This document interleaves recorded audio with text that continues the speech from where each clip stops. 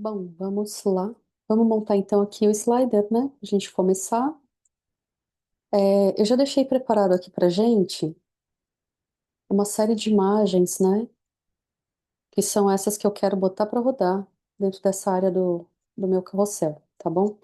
Então, aqui, só lembrando, né? Eu tô também novamente utilizando o grid como referência para definir o tamanho de cada uma dessas imagens e definir o espaçamento entre elas também, tá bom? Então, meu tamanho de imagem aqui é 3 colunas do grid.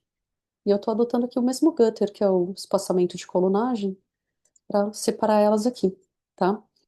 É, esse daqui, esse bloquinho eu já vou deletar de cara, porque é a minha construção anterior, né? Então vamos se guiar por esse daqui, ó. Então, o gutter que a gente está adotando aqui é 30, tá?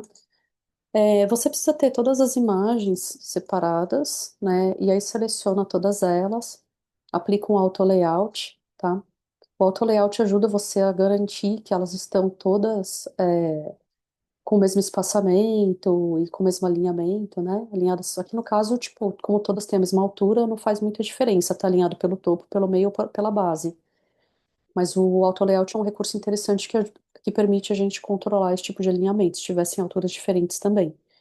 E aqui do ladinho a gente tem o grid, né? O grid não, perdão, o gutter, né? Que é o espaçamento entre cada uma das imagens. Eu posso também, aqui no nível do auto layout, trabalhar com espaçamentos à esquerda, à direita, em cima e embaixo, tá? Então, isso é algo também que é bem útil, né? Assim, no nosso caso, como a gente vai construir um slider que ele começa aqui, né? E, tipo, na primeira coluna, ele encerra na última, mas tem esse espacinho aqui para a gente preservar, vale a gente adicionar aqui esse espaço no começo e no fim também, tá? Isso ajuda a gente a ter um melhor acabamento na hora que a interação rolar, tá? Então a gente vai fazer isso. Deixa eu medir aqui quanto que a gente tem, ó. Então, esse espacinho aqui, ó, ele mede 80 pixels, tá? Então, eu vou adicionar aqui no nosso frame 80, tá? Então, a gente vai ficar com isso, ó, com esse espaço antes e esse espacinho aqui depois, tá? Então, vamos lá, ó. Então, esse aqui é o nosso slider, né? Aqui, slider. Ó, eu vou puxar ele aqui para baixo só para ver se tá ok, ó. Então, tá bem certinho. Ele tá começando exatamente aqui. Ah, mas e agora? Sumiu o resto, né? Por que que tá sumindo? Todo frame que eu desenho, ele tem a possibilidade da gente colocar essa opção, marcar essa opção Clip Content, né? É, tá vendo? Quando eu clico, desmarco o Clip Content, ele exibe coisas que estão para fora do frame, tá? Então ele pode ocultar ou exibir coisas que estão sobrando aqui para fora do frame, tá? Também uma outra coisa muito comum, importante tomar cuidado, às vezes assim, a gente coloca alguma coisa assim, mas quando ela é muito grande, como esse daqui, pode acontecer, ó, dele ficar fora do frame. Aí a gente olha, fala, ah, não, tá dentro, né? Tá tudo ok, ele tá dentro do frame. Mas depois a gente dá um play para poder, né, navegar, enfim, apresentar, tal, e aí fica em branco, tá? Isso é uma coisa, um erro muito comum. Quando vocês notarem que alguma coisa fica para fora do frame, basta selecionar, né, identificando aqui pela sidebar das camadas, e daí você arrasta ela de volta para dentro do frame da tela. Por isso que é tão importante a gente nomear as coisas certinho, né? Quando a gente dá nomes claros, isso facilita a gente encontrar os objetos que a gente quer dentro do arquivo, tá? Então, a primeira coisa que a gente tem que fazer é isso, né? Garantir que esteja bem posicionado aqui dentro. E daí, qual que é o segundo passo que a gente vai fazer? A gente precisa que essa lateralzinha aqui, que é do frame, ela encoste exatamente aqui, ó, onde termina a tela, tá? Isso é muito importante, porque é aqui que a gente vai ter um parâmetro para, vamos dizer, para dizer para o Figma que ele tem que rodar para direita, que ele tem que fazer o slider para direita, tá bom? Então, esse frame que envolve todos, né, que justamente é o frame onde eu apliquei o auto layout, é ele que tem que ter, a gente tem que ter esse cuidado de arrastar ele aqui até onde termina a interface, tá? Então, ó, onde começa e onde termina a interface. E daí, quais são os próximos passos, né?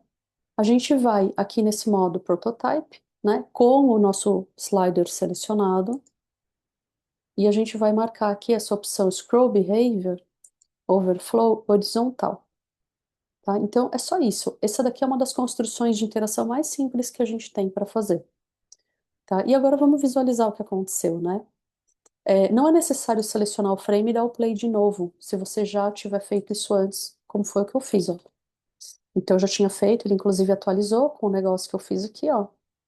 E olha que legal. Então, ele, né, vem aqui até o final, tá?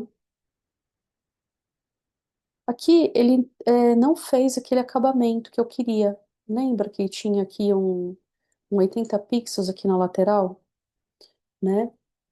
Justamente aquele 80 pixels eu incluí para isso, mas aqui ele não fez, tá? Eu acredito que, assim, possivelmente ele não incluiu aqui por conta que eu redimensionei aqui, né? Ele tá aqui, mas tipo, não, meio que não surtiu efeito, sabe?